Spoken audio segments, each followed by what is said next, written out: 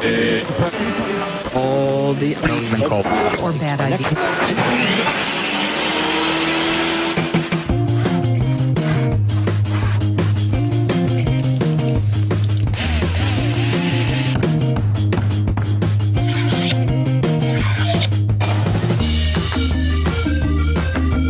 You're listening to the Breece Creator Podcast. I'm Lee Breece. A year ago, I went to school every day hoping life would change someday. I never thought I'd travel as much as I have so far this year. I just got back from my surprising 4th trip to Washington, D.C. I decided to make this another vlog episode so I have tons of great audio from the trip that may or may not be things I should share. From the sights, times with friends, and greetings of new friends, it was an awesome trip. Great stories to share and ideas to talk about in this project as always. Whether you've never been to DC before or you grew up there, amateur or expert, there's something in this project just for you. It takes a lot more effort to make these projects than others, so please make sure you enjoy yourself. Over the mountains we go.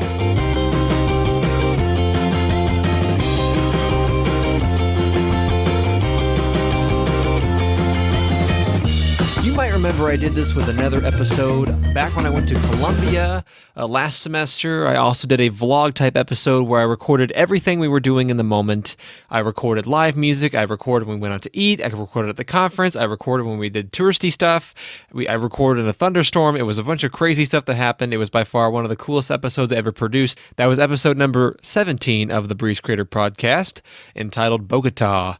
And now I'm going to do the same thing with this trip to DC. I had a lot of fun. There was lots of great things that happened. I thought it'd be a really cool opportunity to do another vlog episode despite all the extra effort it takes to make this type of episode. It's always a lot of fun. I love the way the Bogota episode came out, so I thought this would be the perfect time to make another vlog episode. So I call this a narrated vlog. So what I'll do is that I'll play some of the audio, will somewhat tell a story of what happened while I was in Washington, D.C., but I'll also jump in and narrate certain portions. And because I recorded the audio in D.C. with my phone, and I'm recording this in my studio with my microphone, it'll be somewhat easy to tell when I'm narrating and when I'm not. Either way, please enjoy the episode. I had a lot of fun working on it.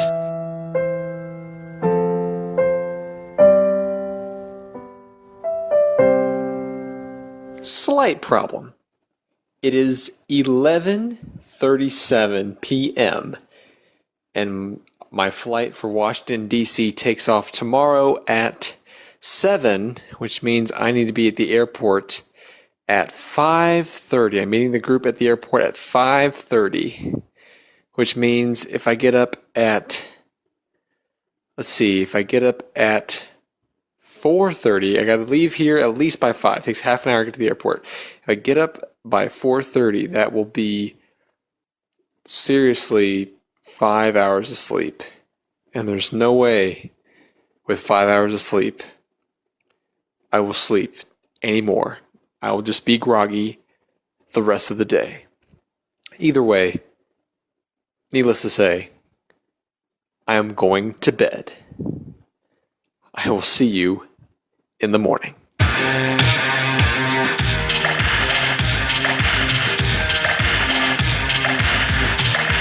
Back. All right, you have the best time. Ooh, Alaska. I didn't realize Alaska flew out of here. Even Virgin, for that matter.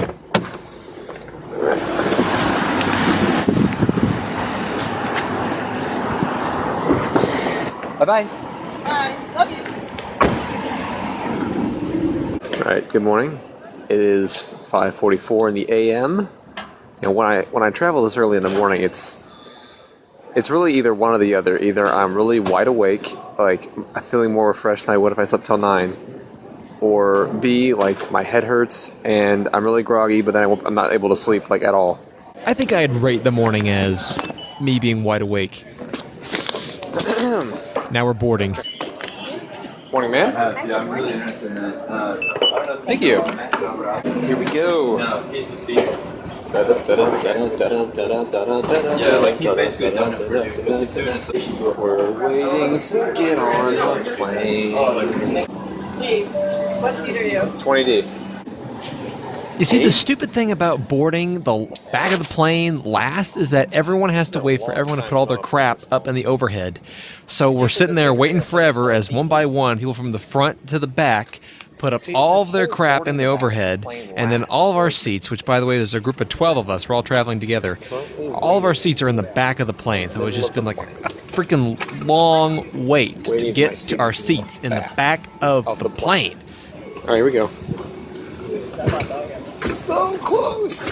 Oh, that is a tight fit. And then we had the whole ordeal about everyone trying to find the freaking seat. Am I sitting with you? Yeah?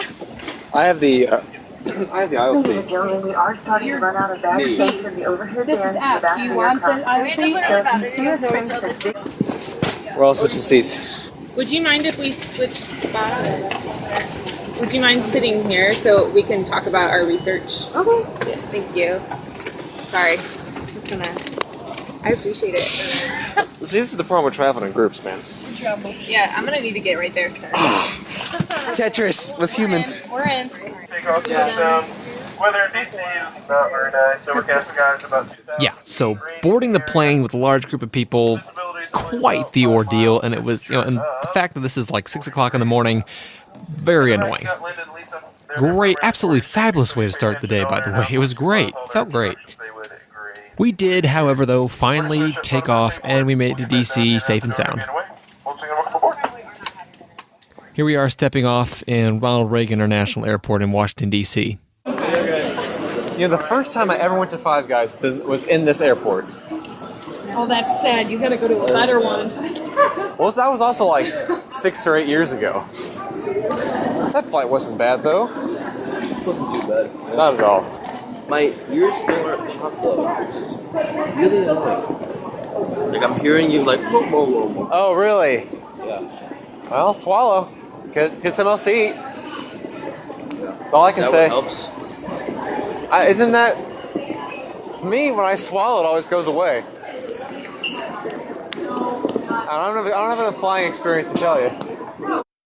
So, I mean, the first thing we did was that we obviously went to the hotel, dropped off our luggage and stuff, and of course, as always, 2 o'clock in the afternoon, rooms are not ready. So they had one room, though, so we were able to have, a place where we could drop off all of our luggage, and then we actually had an appointment with the public policy school, which I ended up skipping the presentation and going to the law school instead. Yeah, this is all at Georgetown, by the way, but I wasn't really sure what the presentation was going to be about. I guess it was an admissions presentation, which to me it's I'm already a college student. Why do I need to go to an admissions presentation?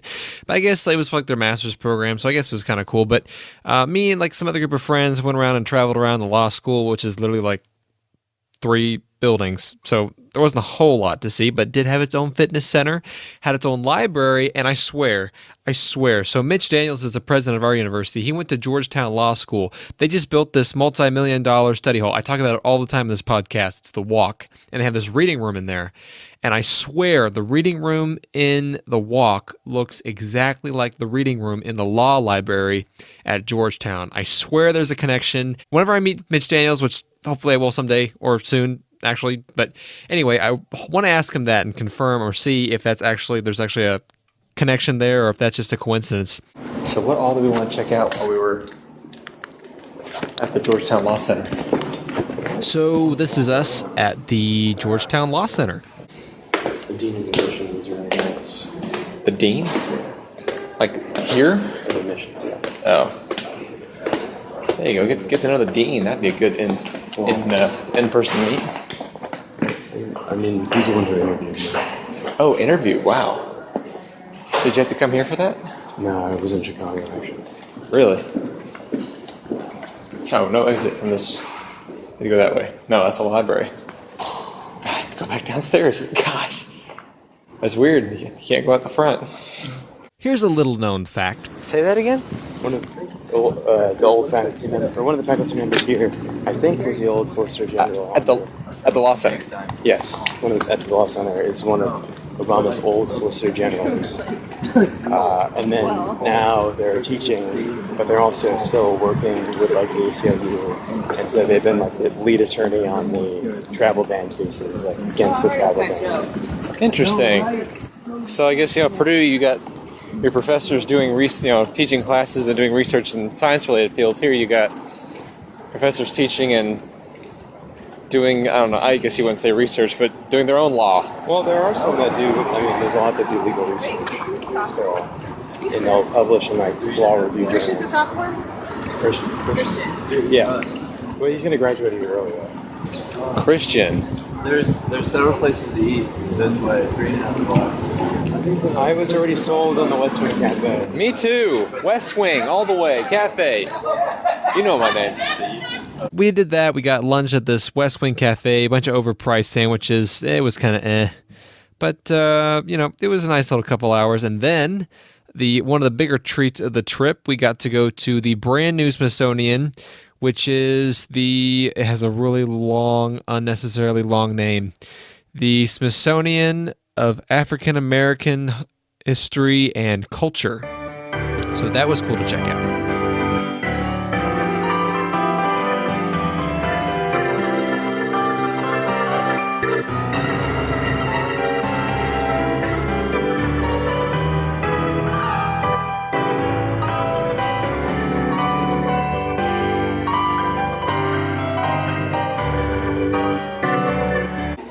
There you go. How you doing? I'm doing great. You doing all right? I'm living the dream. That's right. Yep. I'm not. So now we're headed into the Smithsonian of African American History and Culture.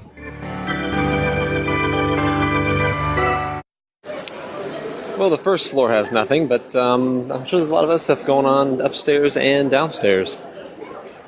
So I'm waiting in line right now. People at the coat check, checking their coats. So museum tour is just now starting.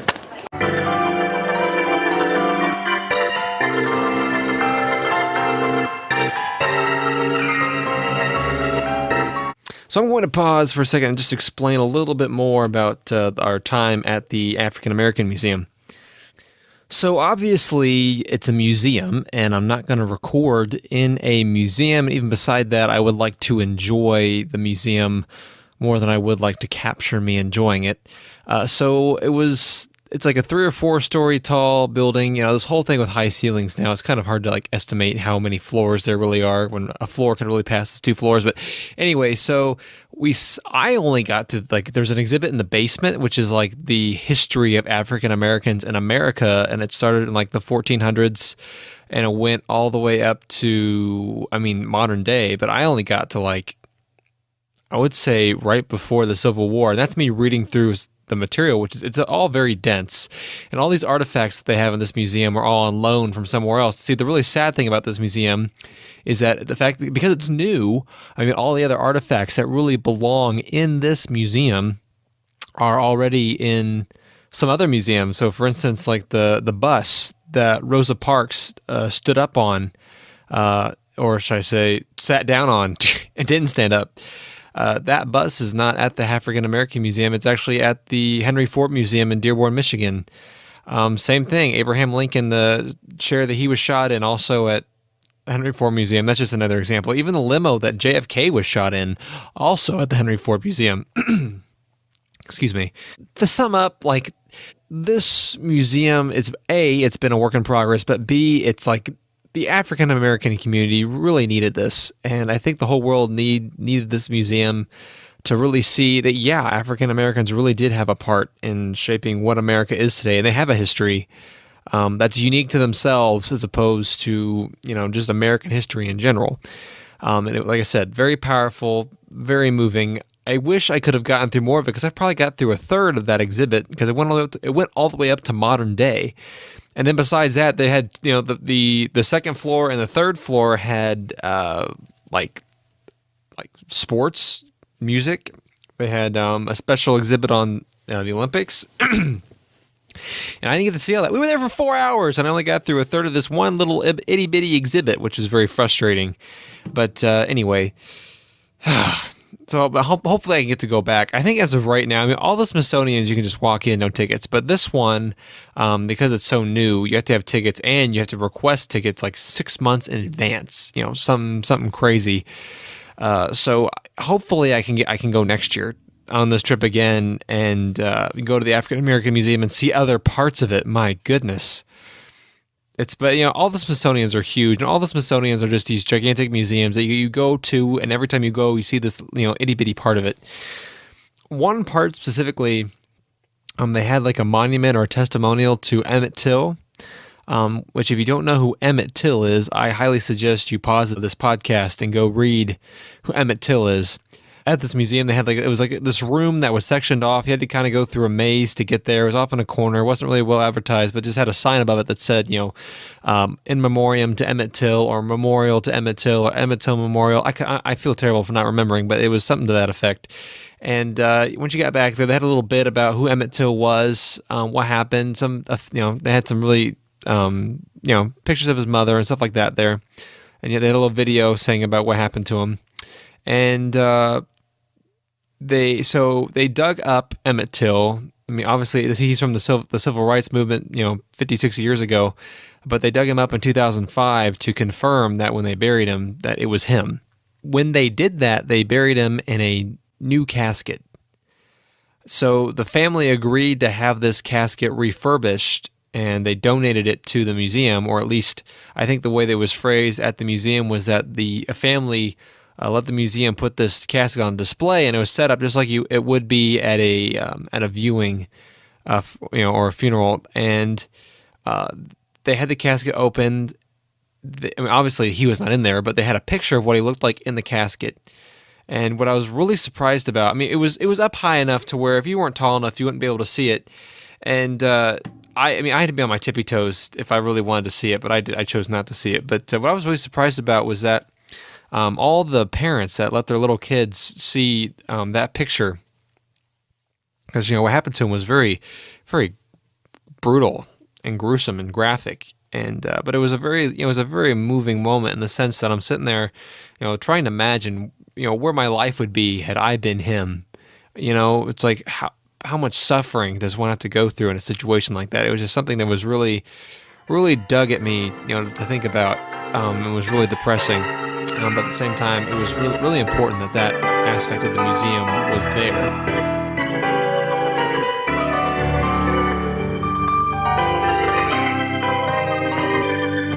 Are you asking why it's angled?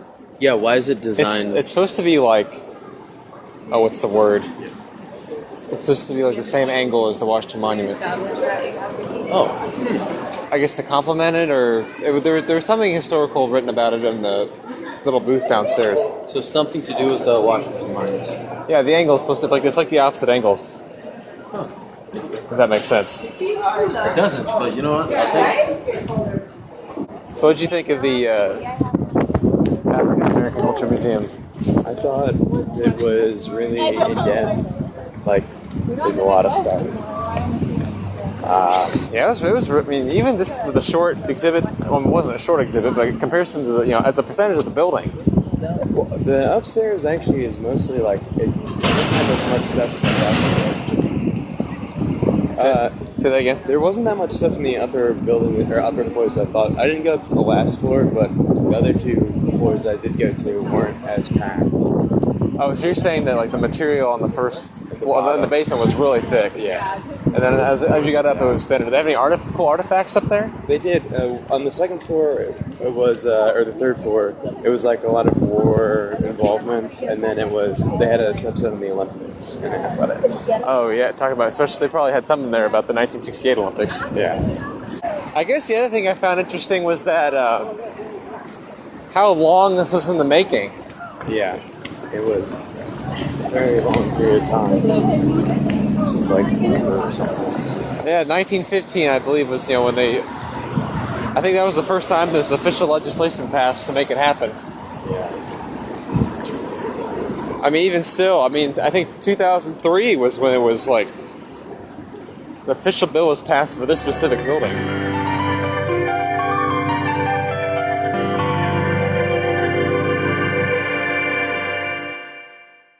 Then we had to move on. We actually had to go back to the hotel to change and get ready for the reception of the conference, the opening reception, which was at some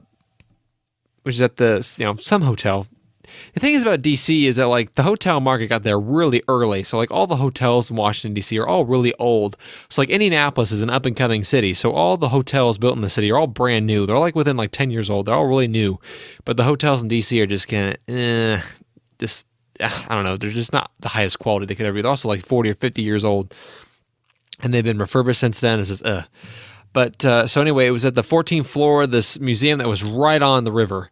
And you got up there and they had these huge windows we were on the 14th floor for this reception. They had some really good food, but they had these huge windows that you looked out over the river and you could see the Washington Monument and the mall and the Lincoln Memorial. And it was just really like, it would have been such a great picture had it been daytime. Like, because it was dark, like the sky was the same color as the water, and it was just really dark. And you saw, obviously the Washington Monument, all the other monuments were lit up, and that was cool to see.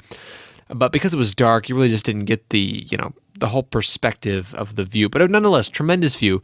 And at this reception, they had food. We met some people and talked to them about their presentations. And we also had the guy who's in charge of Pi Sigma Alpha speak, and we had some other people speak. But you know what? Now that I think about it, I don't think I've explained this trip yet in the podcast. So I guess I'll take a moment and explain this a little bit. So I am one of 12 people, or 12 students and a faculty member, who are at this research conference in Washington, D.C. for Pi Sigma Alpha, which is an honorary political science society that I am not a member of. But if you're a member in it, you can do research, and the whole purpose of this conference is to present research, which I felt really kind of bad because there were 12 of us going from Purdue, but only 2 of us were presenting. And but the political science department has funds. Being from a big STEM school, for these liberal arts programs that are fairly small, there's still a lot of funds to invest in student experiences. So the department sponsored the 12 of us to go on this trip, and I was really thankful for that. I really had a great time. It was a really insightful trip. I just felt bad that I wasn't presenting because a lot of these other kids who were presenting were from like California, who had to fly hours and pay these expensive plane fees, had to pay their lodging, they had to pay for everything. And I just felt like, I don't know. I just felt really bad about just, not presenting and not truly being a part of this conference, especially since I didn't have to pay for it. I feel like I was just kind of like a freeloader. But the whole point of sending people who weren't presenting was that, the hope is that you've been to the conference now you know what it's like, and now you should be encouraged to do research. And am I? I don't know. I think if I did it with a professor, I might try and do it. But, there's other parts of my life that I do besides academics. And, despite the fact that I struggle with academics anyway, just look at my GPA. But anyway, back to the end of Friday. All right, end of the day recap. So I've not been able to keep up with the whole vlogging thing like I was hoping I could, but nonetheless, I did some very exciting things. We went to Georgetown Law School earlier today. After that, we had lunch. Then we went to the Black History Museum, the new Smithsonian Museum of African American History and Culture. I believe I said that right. That thing was beyond outstanding. That thing, by going to that museum, I don't care what you believe in, what political alliance you have, once you go into that museum, you just realize that the African American community deserved something like that museum, definitely. And besides that, what I really liked about it was how it told everything through history in a Black history perspective. So any historical event analyzed something from what the African American view was, and then so it was just very interesting in that aspect. And I was there for 4 hours, was barely able to get through one exhibit, let alone a floor within the exhibit. So it's definitely something I have to come back to. But the thing is, though, they have a 6-month wait list for those tickets. It's unbelievable. Which right now, I just got back from what the most recently thing that I did was went to a reception at another hotel, which had a great view of the National Mall. It was at night, though, so that is great of the views. Night's great, but daytime's better. And we had a little reception there for the conference. Met a lot of people, talked to some of the presenters. I'll have to explain a little bit more about what this conference is early in the episode. But then we went on a little night tour of Washington, D.C. So if you're under 21,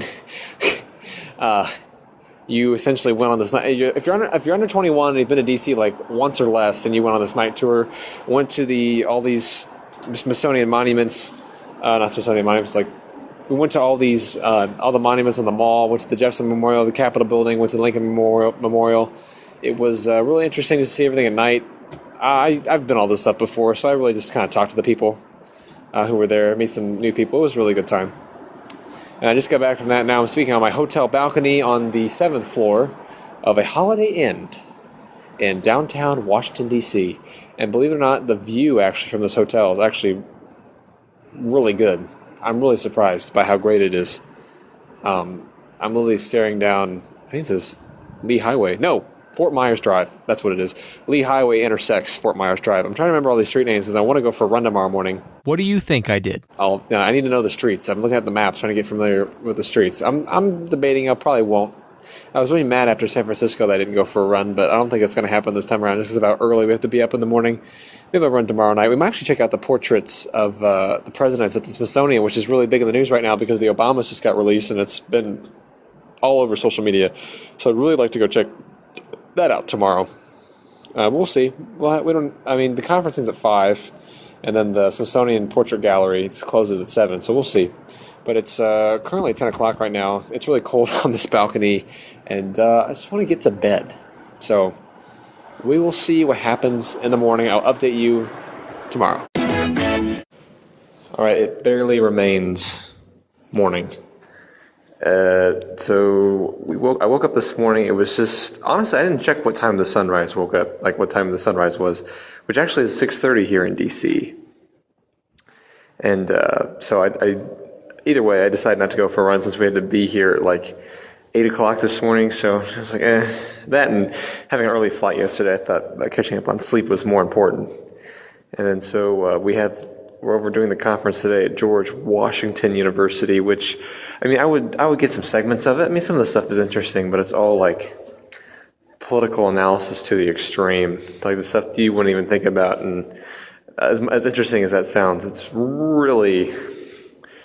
just really academic material, which is not what makes a podcast interesting.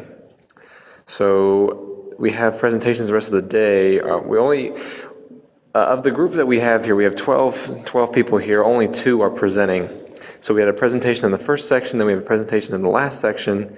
But in between, we have nothing going on. Luckily, meals are being provided by the conference.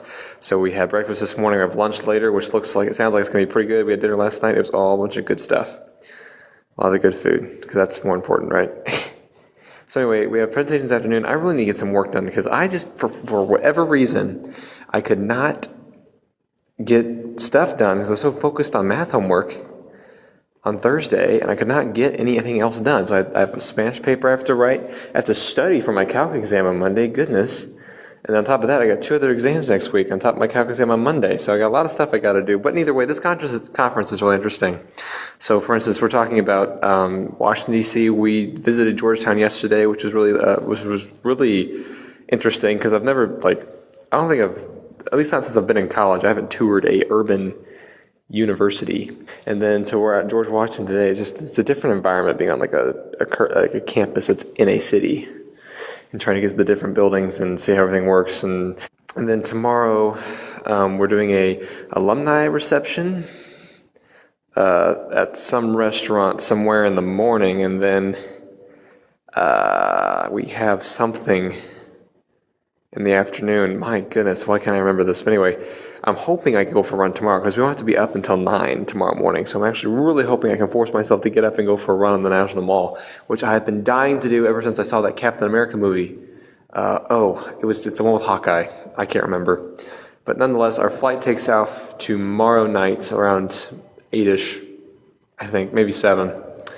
Either way, nonetheless, really exciting thus far, besides the really boring presentations. I wish I could do some other stuff, but I also want to, I don't want to be a freeloader. I want the university sponsored me to be here to get something out of this, and I want to get something out of this besides just time to do homework. So anyway, I am currently in a stairwell in one of the buildings on campus and trying to do this, and so I really need to get back to presentations now. So I'm going to go do that. All right, podcast update. It's the afternoon.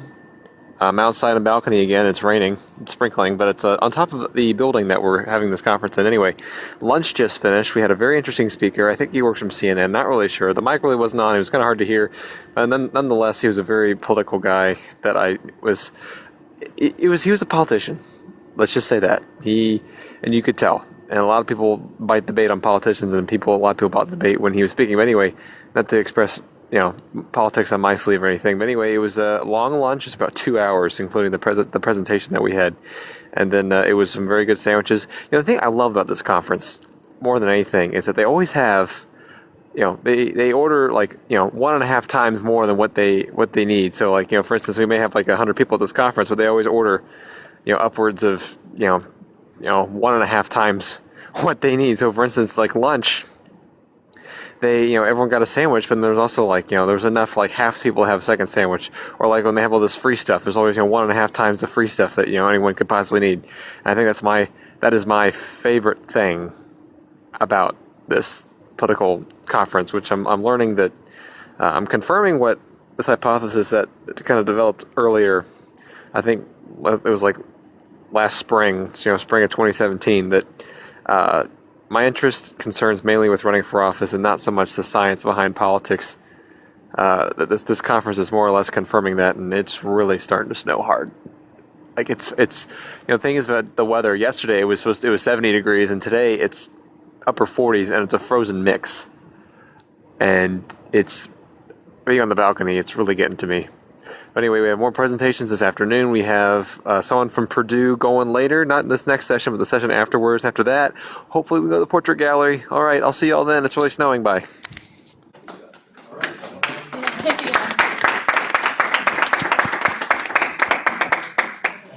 Woo. Yeah, presentations are done. Those are some very substantial presentations. Yeah. I think Adam stepped his presentation up a lot, I feel like, from the last time we saw it. Yeah. Huge step up. That's what I liked his examples that he used. Oh, yeah. Yeah, that's what I really liked the shirt with the logo. Yeah. That was clever. What is the old guy's name? The president or whatever?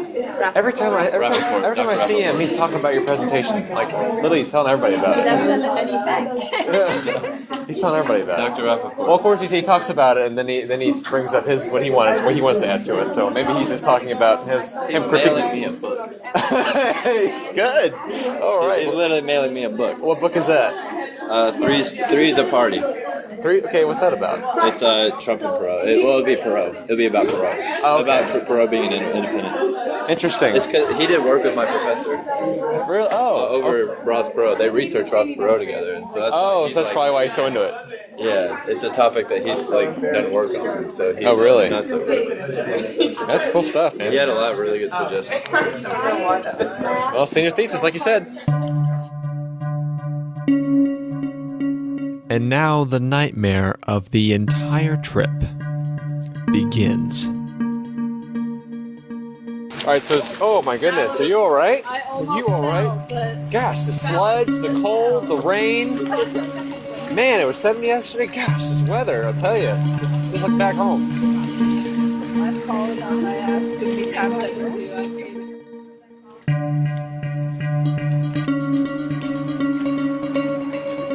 All right, so this is the hospital. Oh, wait, escalators. We got across the street in 2 directions. Great. And then red line, where do you Okay, so I'm really over-dramatizing this. Essentially what happened was I was talking to the professor on the trip about going to the portrait gallery all day, and she made it sound like she really wanted to go too, and I thought we were all going, and then she asked, at the end of the last presentation, she asked of the group of all who was going to go see the portrait gallery, and of course only 3 of us raised our hand, me and these 2 other girls, and so she said, oh, you're going to go with them, right? It's like, okay. The greatest weather. And so I did, but the thing was, I was going with them. I don't know how to phrase this. They didn't know how to get there. It was pouring, raining outside, and we were walking. $10 worth, right? They had no idea where they were going, and then I chose to let them lead the way instead of me trying to solve the problem. And the thing was, we had 30 minutes to get from George Washington University to the National Art Gallery, where the portrait is, the Obama portrait, and we don't really have a lot of time to mess around. And so we're trying to get there, and it's just, subway, walking, the rain, It was such a nightmare, and especially because these girls didn't know where they were going, and it made me so mad, and it upset me so much, especially afterwards. But we did, in fact, get to the portrait gallery, and praise the Lord, I'm telling this like a month later and not like right after this happened, because I was infuriated. Because we got there, and here's what happened. We walked in the door, and there was the Michelle Obama portrait. It was like right by the door. It was like you literally walk in, there's a little hallway to the left, and the portrait's like right there, like less than 10 feet from the door, the Michelle Obama portrait. I personally didn't think the Michelle Obama portrait looked anything like her, like when I saw pictures of it, but when I got there, yeah, it actually looked kind of like her. You just couldn't see the depth of the painting, just the colors that were used. It was really hard to see the shadows and whatnot to get like the depthness of the face. But it wasn't perfect, but it looked a lot more like her in real life. But then it was me, these two girls that were in our group, and then apparently they made a friend. Well, me and the friend decided to skip the Michelle one and go see the Obama one. But as it turns out, the way we went, which is where they had like the line to get your picture taken with the portrait, they were closing it because the place was getting ready to close. It was like 5 minutes from closing, so they weren't going to let us go up there and check out the painting. And I was like, gosh, dang it. And so we missed it. We thought, well, we're going to have to come back tomorrow. But anyway, so then we're sitting there waiting for the girls to get back, these two other girls, and it was like 15, 20 minutes. This is like after the place is closed.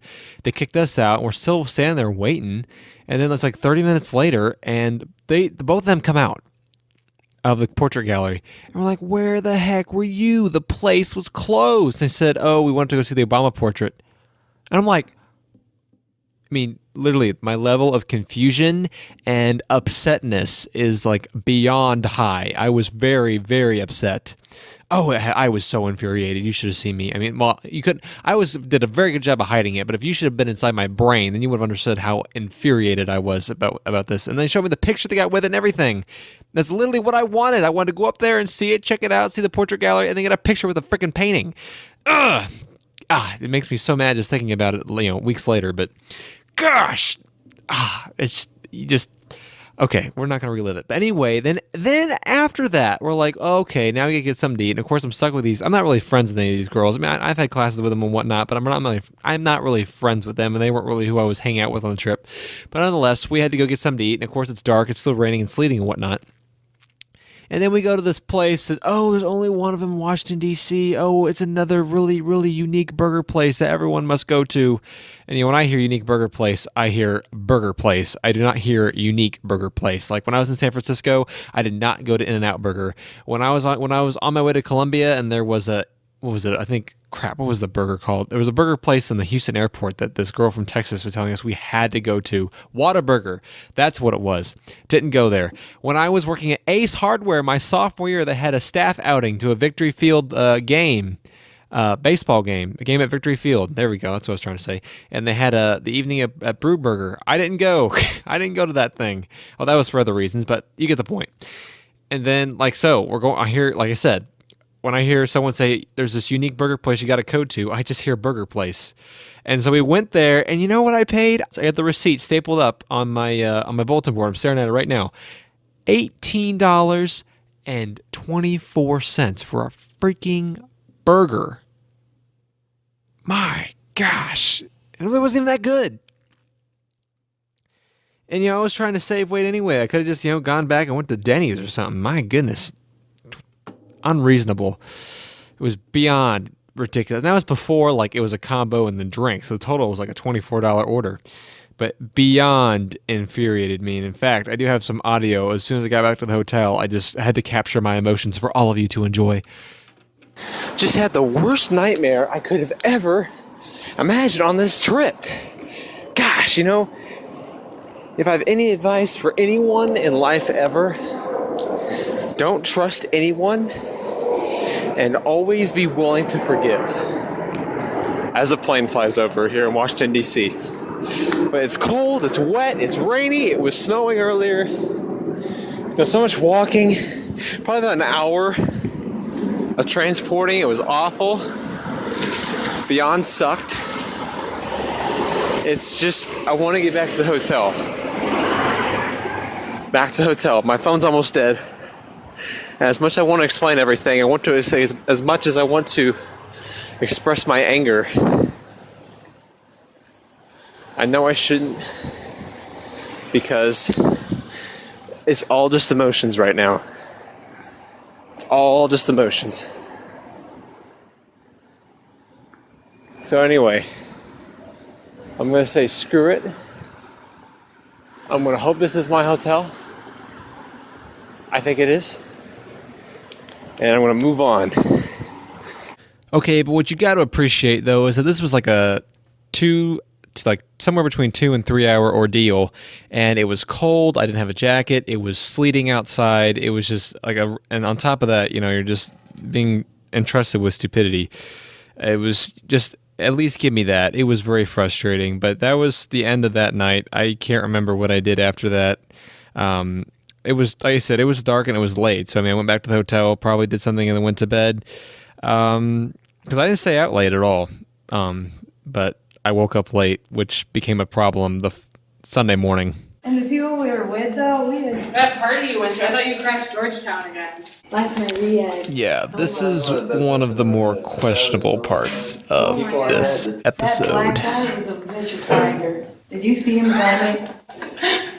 He was grabbing. Last night in bed. It was crazy. Was he grinding against you? Why am I late? Because for some reason, now that I'm in college, I can't, I have to have 9 hours of sleep. It's incredible. I'm always the first one to go to sleep, and I'm always the last one to get up. So, of course, I'm waking up with the morning after crowd, so to speak. Sorry about this. We're running late. We got it. We got it.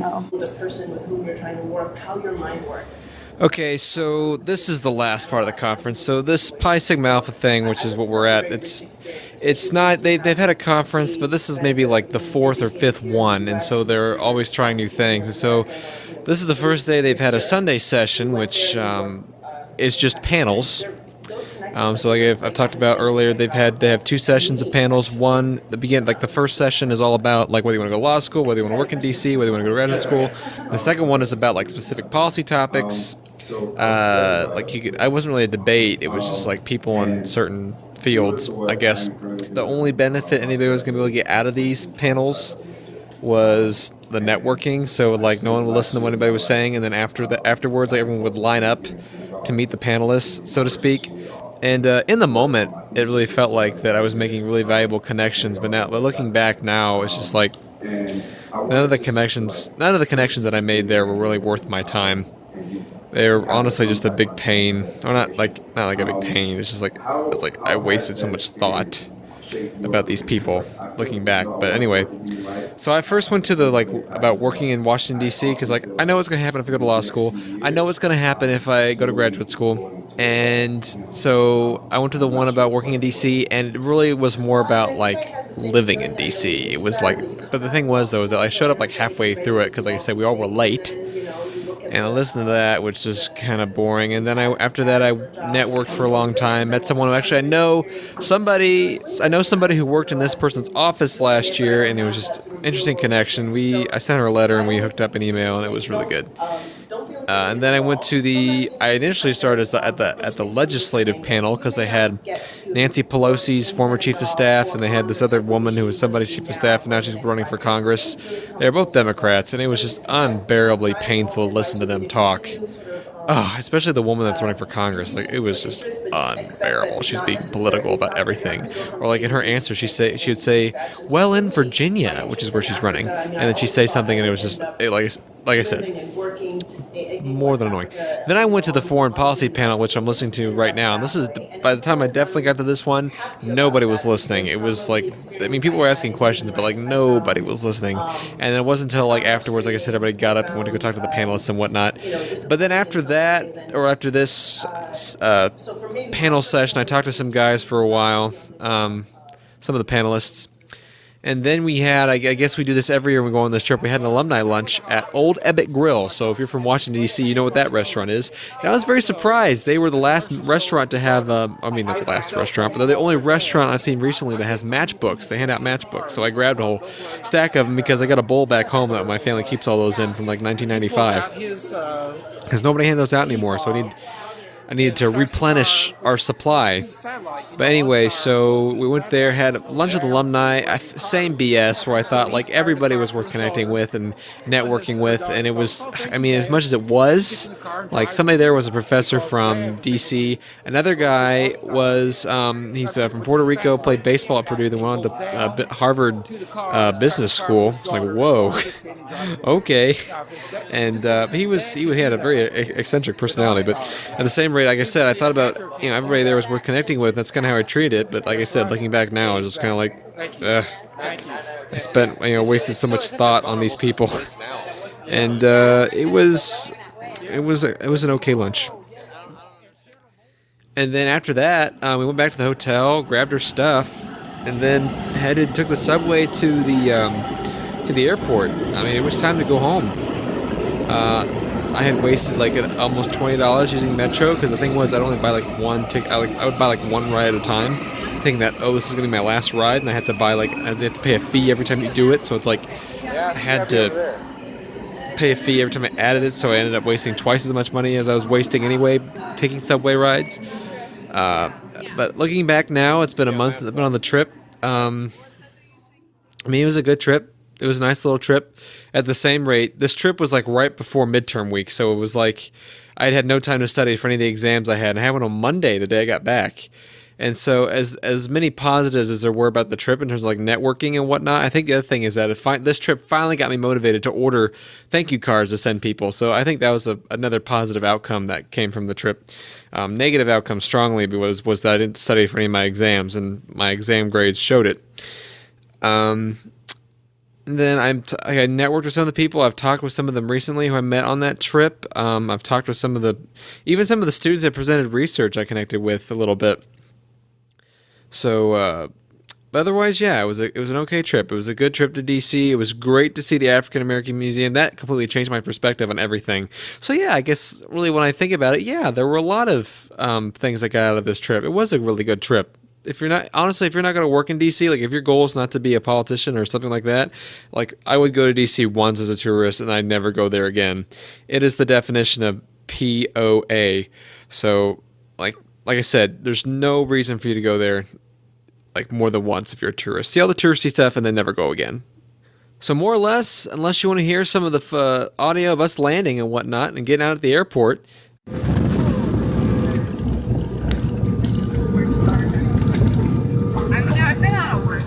Whoa. Well, that was a fun trip, am I right? I think it was pretty good. I'm just now making my way, though, to the front of the airport. I don't need to go to baggage claim, which is a huge first. Actually, I'm up at front, and they have a statue that I don't remember being here before. It's of Colonel H. Ware Cook. And, of course, after having such a great trip, it's now back to reality. And roommates. And exams and homework. And all-nighters. And trying to focus on goals and eating bad food and but all the other stuff that goes on in reality. So another time. I'll catch you later. Sorry, I don't have any live music to play from the airport in DC. Not as great as it was in Columbia, but nonetheless. Art is a shared craft, so I'd like to feature artists in this podcast and diffuse art everywhere. In the outro of project number 20 of the Breece Creator Podcast, I'd like to feature X50 and their song Dreams. Check the show notes on the website to learn more about the song and the content in this episode at breecewoodworking.wixsite.com/creatorpodcast. You can tweet at us on Twitter or follow us on Instagram. I'm Lee Breece. I'll see you next time on the Breece Creator Podcast.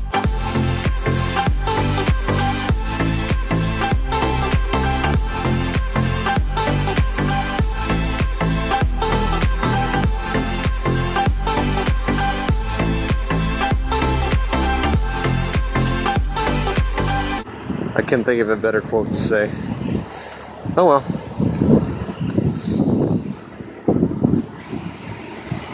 That's the show, folks.